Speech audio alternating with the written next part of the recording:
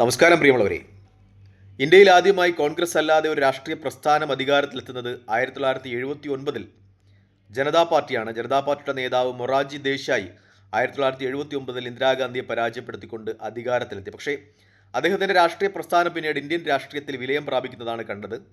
Janata party പിന്നീട് ഒന്നുമല്ലാതായി തീർന്നു. ആ പ്രസ്ഥാനം ഇന്ത്യൻ രാഷ്ട്രീയത്തിൽ വീണു ചരമമടഞ്ഞു എന്ന് പറയാം.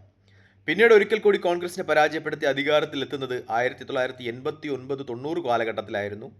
രാജീവ് ഗാന്ധിയുടെ അടുത്ത അനുയായിയും കേന്ദ്രമന്ത്രിയുമൊക്കെ ആയിരുന്ന VP സിംഗ് കോൺഗ്രസിൽ നിന്ന് രാജിവെച്ച് രൂപം കൊടുത്ത ജനതാദൾ, വിവിധ പ്രതിപക്ഷ നേതാക്കളെ രൂപപ്പെടുത്തി കൊണ്ടുവന്ന ജനതാദൾ എന്ന രാഷ്ട്രീയ പ്രസ്ഥാനം 89-90 കാലഘട്ടത്തിൽ അധികാരത്തിലെത്തുന്നു.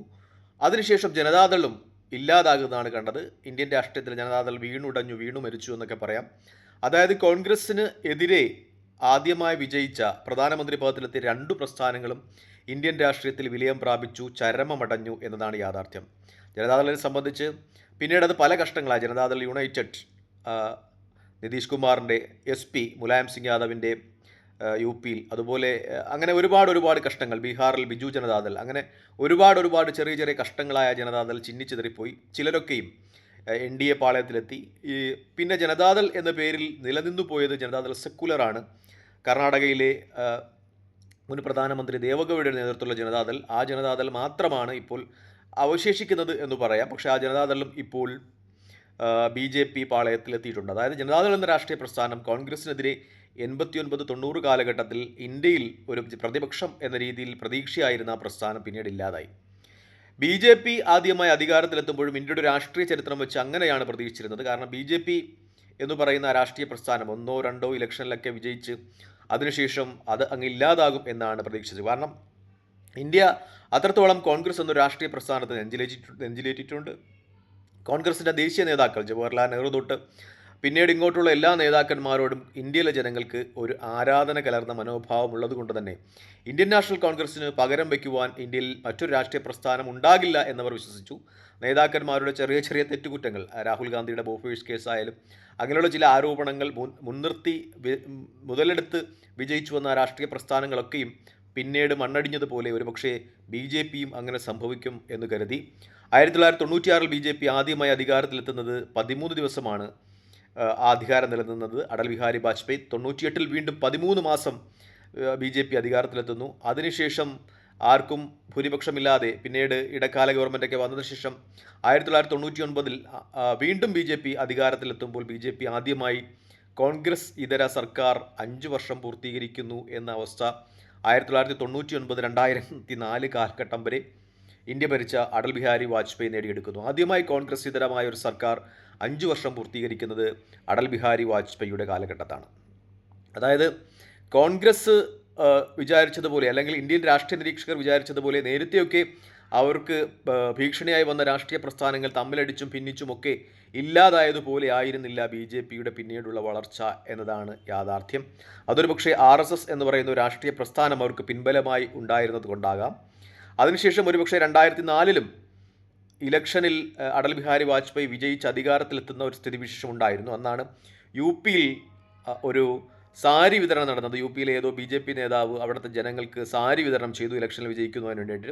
ആ തിക്കിലും തിരക്കിലുമൊക്കെ പെട്ട് കുറച്ച് ആളുകൾ മരിച്ചു. അതാണ് BJPക്ക് തിരിച്ചടിയായത്. അങ്ങനെയാണ് BJP 2004 ഇലക്ഷനിൽ പരാജയപ്പെടുകയും അടൽ ബിഹാരി വാജ്പേയിയുടെ, അന്ന് അടൽ ബിഹാരി വാജ്പേയി അല്ലായിരുന്നു നേതൃത്വത്തിൽ, ഒരുപക്ഷെ BJP വിജയിച്ചാൽ പ്രധാനമന്ത്രിയാകുക അദ്വാനിയായിരുന്നു. അങ്ങനെ BJP ആ സാരി വിവാദവുമായി ബന്ധപ്പെട്ട് പരാജയപ്പെട്ടു. അന്ന് UP യെ സംബന്ധിച്ച് കോൺഗ്രസ് ഏറ്റവും വലിയ വിജയം നേടിയ ഇലക്ഷനുകളിൽ ഒന്നായിരുന്നു. ഏകദേശം 22 പരം MPമാർ 2004 UP യിൽ നിന്ന് കോൺഗ്രസിനുണ്ടായി എന്നതാണ് യാഥാർത്ഥ്യം. അതായത് BJPയുടെ ഒരു വിജയം എന്ന് പറയുന്നത് മിക്കപ്പോഴും ശ്രീരാമക്ഷേത്രവുമായി ബന്ധപ്പെട്ട് നടന്ന വിവാദപരമായ രഥയാത്രകളിലൂടെയും അതുപോലെയുള്ള കലാപങ്ങളിലൂടെയും ആയിരുന്നു എന്നതാണ് യാഥാർത്ഥ്യം.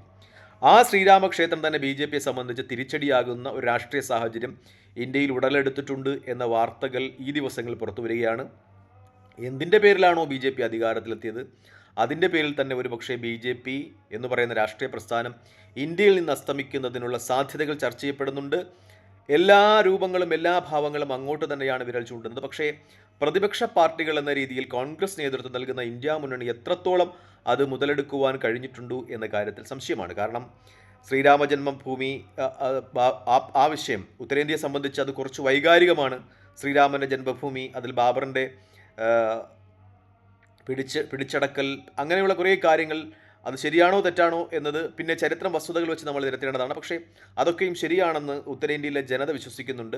അവിടെയാണ് ഇപ്പോൾ വലിയ രീതിയിലുള്ള തീവെട്ടിക്കൊള്ള നടന്നിരിക്കുന്നത്. ചമ്പത് റായ് എന്ന് പറയുന്ന വിശ്വ ഹിന്ദു പരിഷത്തിൻ്റെ അഖിലേന്ത്യാ വൈസ് പ്രസിഡന്റ്, ഈ ശ്രീരാമ ജന്മസ്വാമി ക്ഷേത്രത്തിൻ്റെ ജനറൽ സെക്രട്ടറി ഡ്രൈവറാണ് ഇപ്പോൾ ഇതുമായി ബന്ധപ്പെട്ട് അറസ്റ്റിലായിരിക്കുന്നത്. അദ്ദേഹത്തിൻ്റെ വീട്ടിൽ നിന്ന് 54 കോടി രൂപയുടെ വസ്തുവകകൾ ശ്രീരാമ ജന്മക്ഷേമ ക്ഷേത്രത്തിലുമായി ബന്ധപ്പെട്ട് അടിച്ചുമാറ്റിയത് പിടിച്ചെടുത്തു എന്ന വാർത്ത പുറത്തു വരികയാണ്.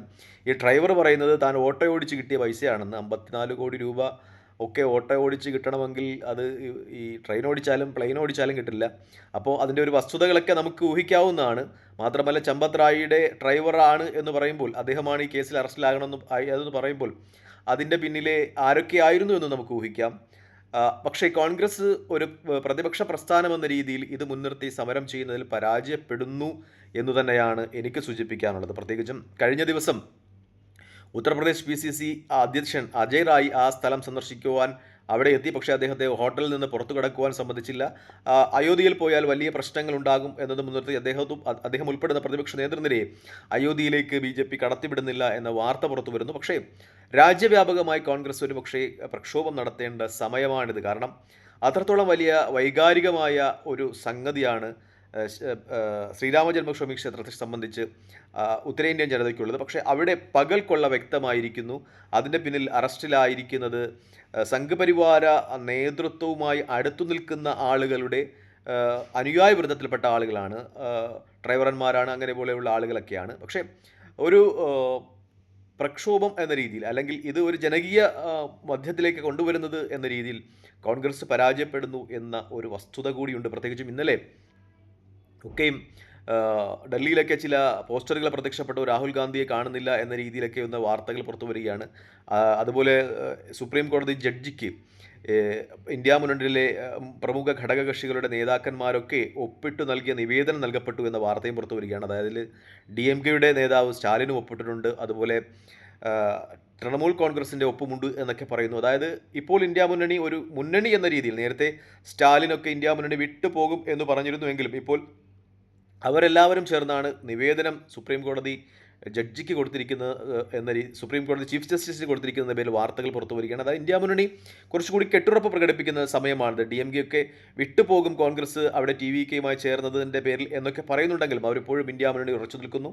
മമത പിന്നെ വേറെ ഓപ്ഷൻസ് ഒന്നും ഇല്ലാത്തത് കൊണ്ട് ഇപ്പോൾ ഇന്ത്യ മുന്നണി തന്നെയാണ്. അവരെയൊക്കെ ഒന്നിച്ചു ചേർത്ത് ഒരു വലിയ രീതിയിലുള്ള ക്യാമ്പയിനിങ്, അല്ലെങ്കിൽ ജനങ്ങളെ ഇതുമായി ബന്ധപ്പെട്ട കാര്യങ്ങൾ ബോധവത്കരിക്കുവാൻ ശ്രമിക്കുന്നത് കോൺഗ്രസ് സംബന്ധിച്ച് ഉചിതമായിരിക്കും. കാരണം ശ്രീരാമ ജന്മഭൂമി ക്ഷേത്രം എന്ന് പറയുന്നത് BJPയെ സംബന്ധിച്ച് അവരുടെ ഒരു രാഷ്ട്രീയ ഉദയത്തിൻ്റെ, അല്ലെങ്കിൽ അവരൊരു ഫീനിക്സ് പക്ഷിയെ പോലെ ഇന്ത്യൻ രാഷ്ട്രത്തിൽ പറന്നുയർന്നതിൻ്റെ കാരണമായിരുന്നു. അത് ചൂണ്ടിക്കാണിച്ച് തന്നെ കോൺഗ്രസ്സിന് BJPയുടെ വളർച്ച തടയാം. പക്ഷേ കോൺഗ്രസ് എത്രത്തോളം പ്രായോഗികമായി ഇതുമായി മുന്നോട്ട് പോകുന്നു എന്ന കാര്യത്തിൽ സംശയമുണ്ട്. തൽക്കാലം ഈ വീഡിയോ ഇടവാങ്ങുകയാണ്. മറ്റു വീഡിയോ കാണുന്നവരെ നന്ദി, നമസ്കാരം, ജയ് ഹിന്ദ്. വീഡിയോ ഇഷ്ടപ്പെടുന്നവർ ലൈക്ക് ചെയ്യുക, ഷെയർ ചെയ്യുക, കമൻറ്റ് ചെയ്യുക. മറ്റു വീഡിയോ കാണുന്നവരെ ജയ് ഹിന്ദ്.